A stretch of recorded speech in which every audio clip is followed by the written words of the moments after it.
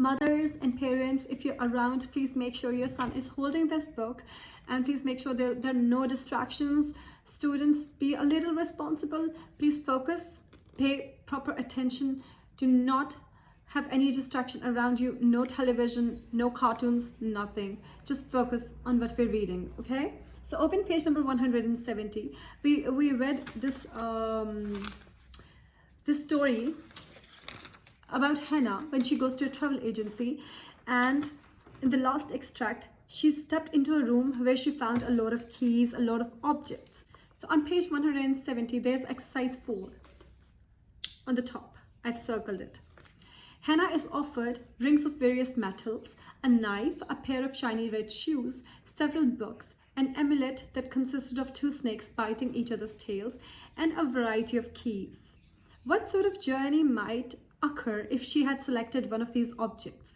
In groups, suggest different adventures that they might lead to. So now, because we're not doing any group activity right now, so I want you guys to think about what kind of a journey she might embark on if she chooses one of these objects. Now, for example, we have shiny red shoes, we have books, we have an amulet, you know, the snake amulet with 2 snakes biting each other's tails. We have keys of various metals, we have a knife, and we have lots of rings and another book. Like we have 4 books, pair of red shoes, snake biting each other's legs, keys, we have knife, and the 6th one is ring. We have 6 different objects in this on the cushion, on the velvet cushion. So just to make it easier for you, I'll give you an example. For example, if these objects include a piece of jewelry, a piece of earrings, beautiful earrings, then I would think that maybe she would go to a place where there's a beautiful restaurant and she's wearing those beautiful earrings that are sparkly, shining, and there's a party and she's meeting people that she loves, maybe her friends and her family. She's enjoying good food, she's enjoying good music. So maybe the journey will take her to a place where she'll be proper dressed up, wearing those diamond earrings and having a good time with her friends and family. But since we don't have earrings here, so we don't have earrings in this group, but we also have red shiny shoes. So if I think about it, in my perspective, if I think about it, if Hannah chooses red shoes, maybe it will take her to a place where she finds herself dance lessons. She's taking dancing lessons from a choreographer and she's having fun. She's wearing these red beautiful shoes. She's wearing a red beautiful dress and she's having fun. But that's what I think. You have to think about it. You all need to make your own assumption, your own hypothesis, what each of these objects symbolizes and where it's going to take Hannah. For example, if there's an amulet, like I told you, amulet is like a charm. It protects you from evil eye, it protects you from dangers. So if she chooses amulet, it's obvious that she's going to end up in a place where there's going to be some kind of danger. So the amulet is going to save her, to protect her from certain danger that she finds on that place. So this journey is not going to be easy. If she chooses lots of keys, then maybe she'll be in a place where she needs to open doors and get out. She's stuck somewhere and she needs to find the right key to open the right door, to free herself, you know. So I'm using my imagination. I want you all to use your imagination and tell me, what do you think where these objects are going to take Hannah? Okay, you have to write it down, such as the book. If she chooses the book, she's going to have a journey like this, where there'll be this. So this is going to be your hypothesis. So before we read the passage, there's something written. Here are some things you have found out about Hannah so far. When she arrives at the agency, she feels out of place and wishes she had not come. Yes, she has come with the intention of making a journey, but does not know how to find the right one. Obviously, you read that. She was extremely confused. She has been in danger before and had to escape a dungeon maze. Yes, we read that. She's looking for a specific journey but has not found it in the paintings or other objects. Exactly, you know, when she says that none of those objects made any sense to her, none of those objects stood out to her, which means she has not found, she has still not figured out what she wants to do. Now, the next part, extract 3. None of these objects stood out to her. None of them inspired the same giddy sense of wonder that she had felt when, one day, in early spring, she had walked through the entrance to Grandma's pergola and suddenly found herself somewhere else entirely. Okay, do you understand what it is? Now, Hannah is imagining something. She's thinking about past. She's thinking about the day in early spring when she walked through the entrance to Grandma's house, and outside there was a pergola. It's basically a shed, you know. People, they make shed outside their houses. They make a seating space. They put some chairs there so they can have a nice cup of coffee in the evening. So she was walking through the pergola and suddenly she found herself somewhere else entirely. She found herself in some other place. She had made a friend there in the other world, where the wood smelt like dark chocolate and the trees spun spells and weaved dreams between their branches. Now this is a beautiful description. Please focus on it. A friend the likes of which she had never had here in this world of loneliness and rain and school and stinky sports halls. Now, she had a very ordinary life, just like all of us, you know. She was a student. She used to go to school. It was lonely. There was a lot of rain. She used to go to school. The sports hall were stinky. So this is how she felt in this world. But suddenly, in Grandma's pergola, she found herself in an entirely different world where the trees smelled like chocolate, I guess. What was that? Woods smelt like dark chocolate and trees spun spells and weaved dreams between their branches. So now she felt really happy there. A friend the likes of which she had never had here, which means she never actually had a friend like that in this world, like the one that she found in the other world. And what was that friend's name? It's here. The friend's name was Sanella. Hannah held the name close to her heart like a glowing ember. Ember is the last bit of a fire before it goes out. So when you burn a wood, and then before the fire goes out, there's this last bit of fire that's still there. Even when you burn a coal, see that last tiny bit of fire that's still there?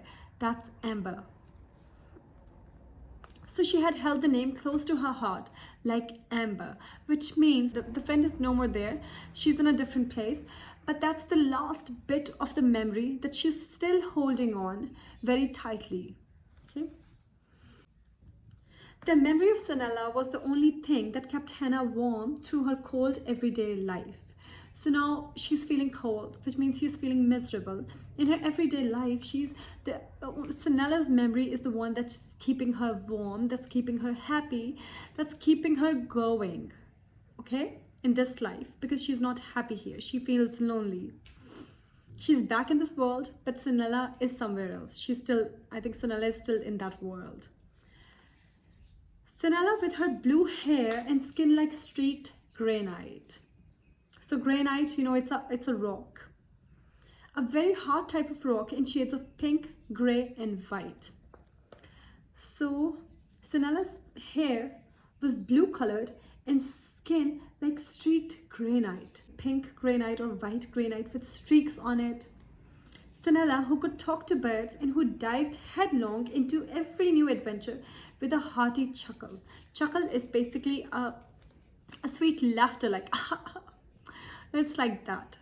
So whenever there was an adventure, she would just dive into it. She would just get into it. Like, she was very adventurous, very happy soul. And she loved doing different adventurous things with a hearty chuckle, with always a laughter on her face, always a smile on her face. She was always happy. And there, in the island realm, Hannah had been a different person too. Okay, so now Hannah is imagining how she was in that island with her friend Sinella. You know, that different world where she actually went to suddenly when she was walking on her grandmother's pergola. So there she was totally different person. She was strong, she was admired, which shows you that in this world Hannah is not really admired and she's not brave enough. People think she's weak. You know, as a society, we always feel that the girls are weak, you know, girls are not strong enough, girls are not brave, they get scared easily. So this is the same thing that happened to Hannah. But in the other world, she made a friend who is strong, who is brave, who is adventurous. So that actually made her feel alive and adventurous. And everybody thought that she was also very brave. She was brave and she was admired because her friend and the people in that world that admired her. Which is why I guess she loved that world more than this one, which is boring with school. I know you guys can feel it. So with school, with stinky sports halls, with the rain and with loneliness, like no friends. Together, she and Sinella fought against monsters. They liberated the fairy Queen Malkian's enchanted ring from the Cloud City and let the lonesome trees of sorrow sing once more for the first time in 700 years. So these are some of the adventures that Sinella and Hannah, they did together. So as you can see that these adventures are really different from this world. So which shows that she was in a totally different place, maybe a fairyland, or maybe a magical city, you know. So on the Golden Cape shores, okay, so now that's the name of the place, Golden Cape shores, they waded hand in hand out into the warm turquoise sea. They have been to a lot of places, but this is the name of one of the places. They waded hand in hand out into the warm turquoise sea. As soon as they set foot in the water, a wild, raging wave surged towards them. Okay, so as soon as they went in the water, a wild, raging wave that it came towards them. When they dived in, they were forced to let go of each other's hands. So when they dived in, they had to let go of each other's hands because obviously because of the wave, you know, the wave came towards them. So they left each other's hands. Everything became a blur of bubbles and flurries.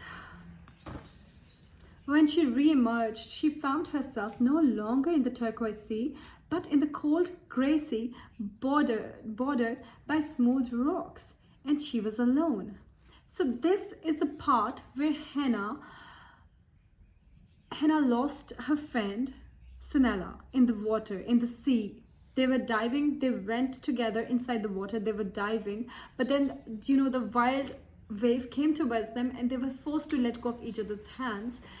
And when she came out of the water, she noticed that she was no more in the turquoise sea. She was in a grey ocean, just like, you know, the one that we have. She was basically in cold grey sea, bordered by smooth rocks, and she was alone.